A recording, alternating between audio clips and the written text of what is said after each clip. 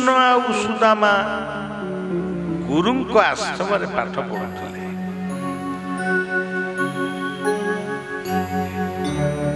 ଗୁରୁ ଥିଲେ ସାନ୍ଦୀପନି।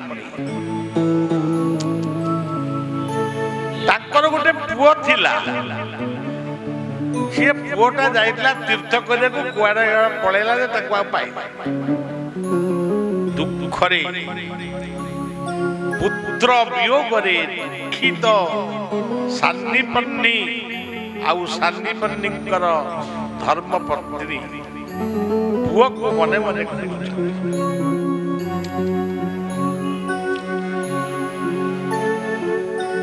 ସେଇ ସୁଖ ସମୟରେ ଇଏ କୃଷ୍ଣ ସୁଦାମା ପାଠ ପଢିଲେ।